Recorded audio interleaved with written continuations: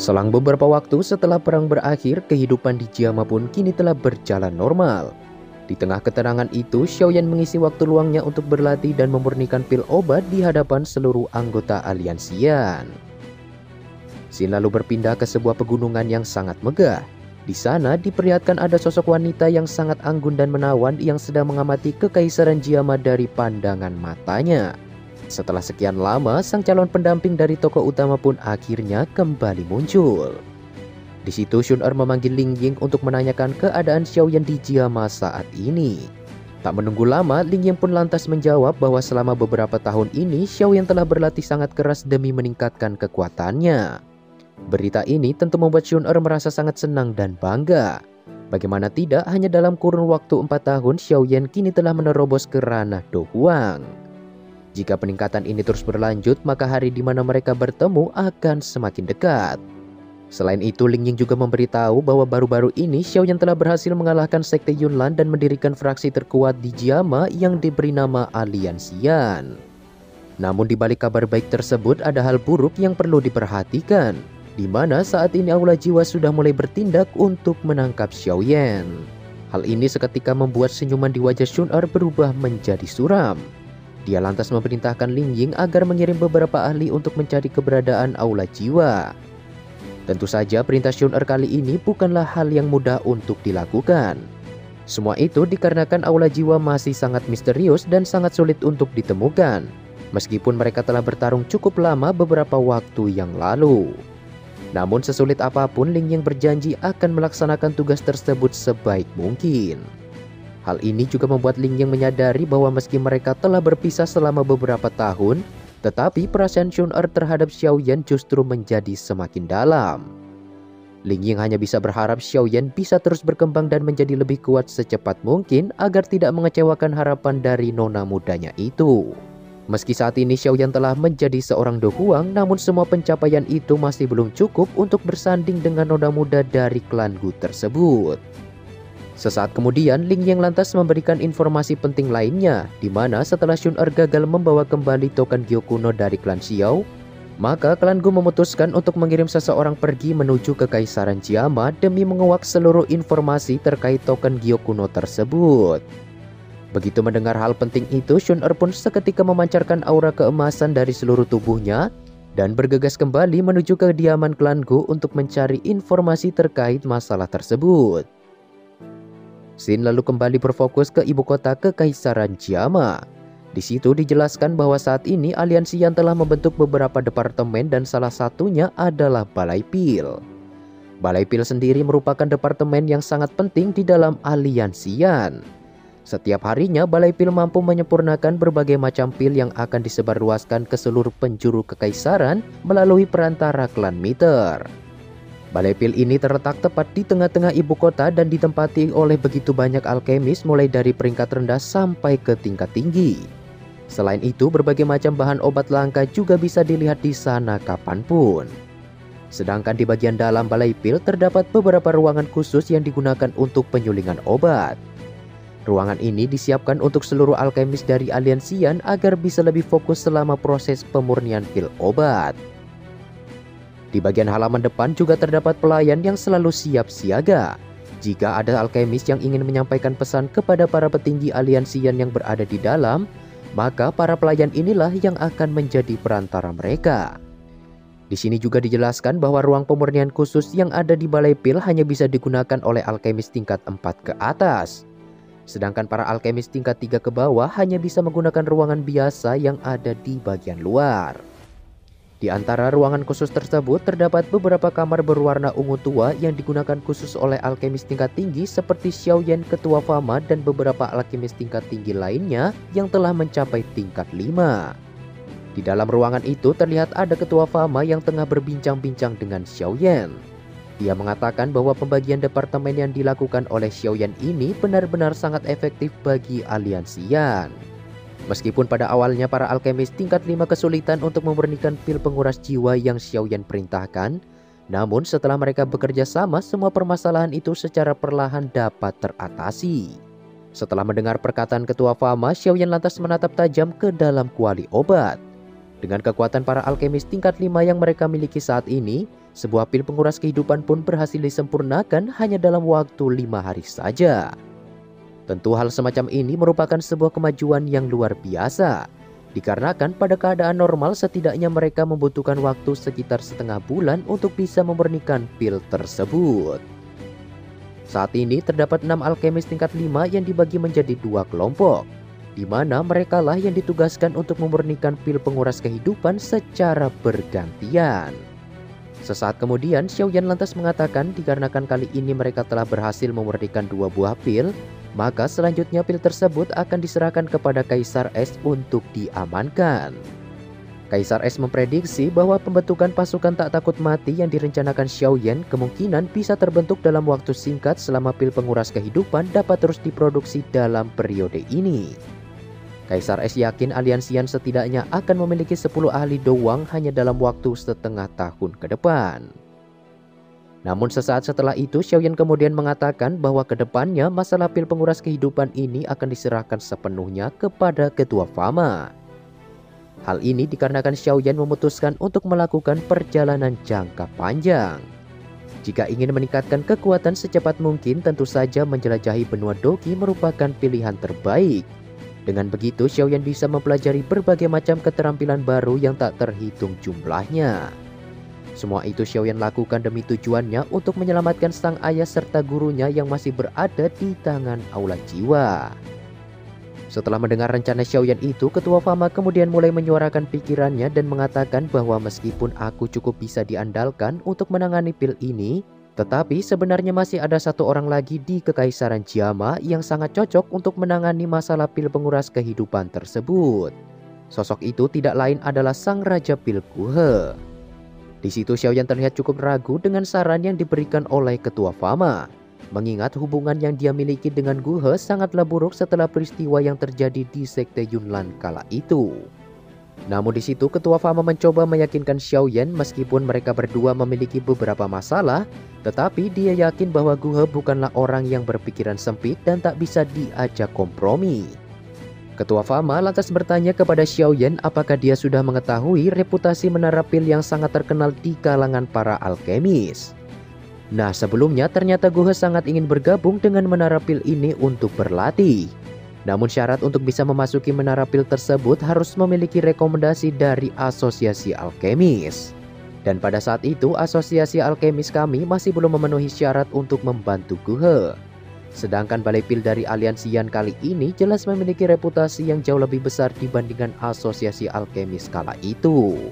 Jika Ketua Xiaoyan memanfaatkan peluang ini, aku yakin Guhe akan bersedia membantu dan bergabung dengan Aliansian. Singkat cerita, Xiaoyan pun akhirnya mengikuti saran dari Ketua Fama tersebut dan bergegas pergi ke lokasi Guhe berada. Dalam perjalanan kali ini, Xiaoyan pun ditemani oleh Ketua Fama dan juga Kaisar Es. Dijelaskan setelah pergi dari Sekte Yunlan, Guhe tidak lagi tinggal di Kekaisaran Jiama. Dia memilih pindah ke sebuah gubuk kecil yang terletak di wilayah pegunungan. Nah, sesampainya di sana, Xiaoyan kembali bertemu dengan kenalan lamanya yaitu Liu Ling. Sosok ini merupakan salah satu peserta yang ikut bersaing dengan Xiaoyan dalam ajang perlombaan alkemis di Jiama beberapa tahun yang lalu. Kedatangan Xiaoyan ini tentu membuat Liu Ling sangat terkejut. Bagaimana tidak, pemuda yang pada saat itu adalah lawan yang setara dengannya kini telah berubah menjadi sosok luar biasa yang bisa dikatakan selevel dengan gurunya. Saat ini Liu Ling masih berada di tingkat 4 dan terus berusaha mati-matian untuk mencapai tingkat 5. Sementara Xiaoyan telah memiliki kemampuan seorang alkemis tingkat 6. Perbedaan ini sontak membuat Liu Ling terlihat cukup putus asa dengan bakat yang dia miliki. Tanpa basa-basi lagi, Xiaoyan lantas meminta Liu Ling agar bersedia membawa mereka pergi menemui Guhe. Setelah memikirkan status Xiaoyan di Jiama, Liu Ling pun akhirnya menuntun mereka bertiga ke sebuah gubuk yang berada tak jauh dari sana. Sesampainya di sana, Guhe lantas keluar menemui mereka bertiga dan bertanya hal apa yang Xiaoyan inginkan sampai harus datang ke tempat tersebut. Mendengar hal itu, Xiaoyan lantas menyapa Guhe dan mengatakan bahwa tujuannya datang kali ini adalah untuk mengundang Guhe agar mau bergabung dengan Balai Pil Aliansian. Tentu saja ajakan itu sempat membuat Guhe tercengang, namun dia sama sekali tak tertarik dan menolak tawaran tersebut secara langsung. Sontak Fama lantas menanggapi perkataan Guhe itu dan berkata Bukankah sebelumnya kau mengatakan sangat ingin memasuki Menara Pil? Dengan reputasi yang dimiliki Balai Pil saat ini, aku yakin di masa depan harapanmu itu akan dengan mudah tercapai. Namun sayang, semua itu masih belum bisa mengubah keputusan Guhe sebelumnya dan tetap menolak ajakan Xiaoyan. Melihat sikap Guhe yang begitu keras kepala, Xiaoyan lantas menyimpulkan dan mengatakan secara langsung kepada Guhe, apakah penolakannya itu disebabkan karena perselisihan yang terjadi di antara mereka. Mendengar perkataan Xiaoyan, Guhe pun sedikit menyipitkan pandangannya dan berkata, aku bisa saja bergabung denganmu, namun sebelum itu kau harus menyetujui satu syarat. Setelah ini kau harus bertanding memurnikan pil obat denganku. Jika kau menang, maka aku bersedia bergabung dengan Balai Pil milikmu. Ternyata Guhe masih belum terima atas kekalahannya di Sekte Yunlan kala itu, dan berniat untuk membalas dendam kepada Xiaoyan melalui pertandingan ini. Tantangan yang diajukan Guhe itu membuat Xiaoyan bersemangat dan berkata, karena Raja Pil Guhe sangat ingin bertanding, maka aku akan menuruti apa yang kau inginkan. Namun kuharap kau tidak mengingkari janjimu setelah pertandingan ini berakhir. Singkat cerita, pertandingan pemurnian obat antara Xiaoyan dan juga Guhe ini pun akhirnya dimulai. Ketua Fama dan Kaisar Es yang mengamati pertandingan tersebut dari luar hanya bisa tertunduk diam sembari bergumam satu sama lain. Menurut Fama, keahlian yang dimiliki mereka berdua sangatlah tinggi dan sangat sulit untuk memperkirakan siapakah yang akan keluar sebagai pemenang. Tak terasa pertandingan tersebut kini telah berlangsung selama 2 hari penuh. Selama periode ini aroma obat yang begitu kuat terus terpancar dari ruangan mereka masing-masing. Sesaat kemudian suasana pun perlahan berubah menjadi tenang dan akhirnya kedua alkemis ini pun secara perlahan keluar dari ruangan mereka. Namun di situ baik Xiaoyan maupun Guhe tetap diam dan tak mengatakan sepatah kata pun terkait siapakah yang menjadi pemenang dalam duel tersebut. Namun siapa sangka keesokan harinya Guhe pun akhirnya mengumumkan bahwa dia secara resmi akan bergabung dengan Aliansian. Pernyataan ini membuktikan bahwa di pertandingan pil sebelumnya dia telah dikalahkan oleh Xiaoyan. Dengan bergabungnya Guhe ke dalam Balai Pil, para alkemis di Kekaisaran Jiama yang belum terikat dengan fraksi manapun kini mulai bergabung dengan Aliansian satu persatu. Singkat cerita, 1 bulan pun telah berlalu sejak perekrutan Raja Pil Guhe. Di saat Xiaoyan sedang menikmati ketenangan itu sejenak, tiba-tiba saja dia mendapatkan sebuah pesan yang dikirim oleh Xiao Yeshen. Surat tersebut menjelaskan bahwa saat ini Aula Jiwa telah muncul di Kekaisaran Choyun dan meminta Xiaoyan agar segera datang ke sana. Kilatan dingin pun seketika terlintas di mata Xiaoyan ketika membaca isi pesan tersebut. Tentu saja ini merupakan kesempatan besar bagi Xiaoyan jika berhasil menangkap utusan Aula Jiwa itu. Oleh karenanya, Xiaoyan lantas bergegas mencari Xiaoding dan yang lainnya untuk membahas masalah ini secara rinci. Setelah menyerahkan segala urusan terkait Aliansian kepada kedua kakaknya, Xiaoyan pun tak menunda waktu lebih lama lagi dan segera pergi bersama Xian menuju pegunungan Magical Beast. Untuk menangani masalah sepenting ini, Xiaoyan tentu membutuhkan bala bantuan yang bisa diandalkan.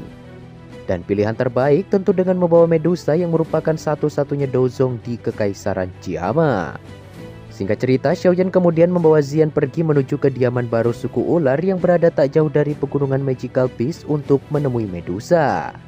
Sesampainya di sana, Xiaoyan menemui beberapa ahli dari suku ular yang sedang berjaga dan meminta mereka agar segera mengantarnya bertemu dengan Sang Ratu. Namun di situ para penjaga mengatakan bahwa saat ini Sang Ratu sedang menjalani pelatihan tertutup. Oleh sebab itu, Xiaoyan bisa menemui komandan pertama dikarenakan hanya dia dan para sesepuh suku ular yang bisa masuk ke ruang pelatihan Medusa. Mendengar hal itu, Xiaoyan cukup tertegun dikarenakan sejauh ini dia sama sekali belum pernah bertemu dengan komandan pertama dari suku ular tersebut. Sesaat setelah itu, para penjaga pun membawa Xiaoyan ke sebuah bangunan yang dijaga ketat oleh para prajurit dari suku ular. Di sana terdapat seorang ahli dari suku ular yang tidak memiliki rambut alias botak sedang fokus berlatih dengan mata tertutup. Seketika Xiaoyan dapat merasakan kalau si botak itu berada di puncak dohuang sama seperti 4 tetua suku ular yang Xiaoyan temui sebelumnya. Jadi bisa disimpulkan bahwa sosok ini merupakan komandan pertama yang dimaksud. Tak lama kemudian si botak ini pun perlahan membuka matanya dan menyadari keberadaan Xiaoyan. Tanpa basa-basi, Xiaoyan lantas memperkenalkan diri sebagai ketua Aliansian dan ingin segera bertemu dengan Medusa. Begitu mendengar nama Xiaoyan, aura kejam pun seketika terpancar dari tubuh komandan pertama tersebut. Tanpa peringatan apapun, manusia ular berkepala botak itu seketika melayangkan tinjunya ke arah Xiaoyan dengan penuh amarah. Melihat serangan dahsyat itu, nyala api hijau pun seketika melonjak dari tubuh Xiaoyan. Namun tepat ketika pukulan dari komandan pertama itu menyentuh lapisan api hijau giok, tiba-tiba saja Xian muncul dan langsung memblokir serangan tersebut dengan tinju kecilnya, hingga menyebabkan mereka berdua terpental beberapa langkah ke belakang. Di momen singkat itu, Xiaoyan berhasil menciptakan teratai hijau giok seukuran telapak tangan sembari berkata dengan suara dingin, "Jika kau berani melangkah maju lagi, maka sebaiknya kau bersiap untuk terbaring di tempat tidur selama beberapa bulan ke depan." Mendengar ancaman tersebut, komandan pertama itu pun seketika menelan seteguk air liur sembari menyipitkan kedua matanya. Dia dapat merasakan bahwa teratai api di tangan Xiaoyan itu mengandung energi yang sangat menakutkan. Setelah menyaksikan kemampuan Xiaoyan secara langsung, dia pun akhirnya percaya dengan rumor yang mengatakan bahwa Xiaoyan mampu mengalahkan seorang elit Dozong. Karena tak ingin menunda lebih lama, Xiaoyan meminta agar komandan pertama itu segera memanggil Medusa. Namun manusia ular berkepala botak itu terus mencari alasan dan mengatakan bahwa sang ratu tidak bisa diganggu. Tentu saja perkataan ini membuat Xiaoyan merasa sangat kesal dan langsung melepaskan teratai api di tangannya. Sontak hal ini membuat si botak ketar-ketir dan mencoba untuk melarikan diri. Namun sayang, teratai api itu terus mengejarnya kemanapun hingga akhirnya dia pun menyerah. Setelah 10 menit berlalu, sang ratu pun akhirnya muncul dan langsung menanyakan maksud kedatangan Xiaoyan. Xian yang melihat kemunculan Medusa itu seketika melompat kegirangan dan langsung berlari ke pelukan Medusa. Xiaoyan lalu menjelaskan kepada Medusa bahwa sebelumnya Xiao Yishan memberitahu kalau aula jiwa telah muncul di Kekaisaran Chuyun. Xiaoyan berharap Medusa bersedia pergi bersamanya untuk menangkap utusan tersebut. Nah, kurang lebih seperti itulah spoiler pembahasan BTTH Season 5 episode 69-nya. Thanks buat kalian yang sudah menonton video ini dan sampai jumpa lagi di pembahasan selanjutnya.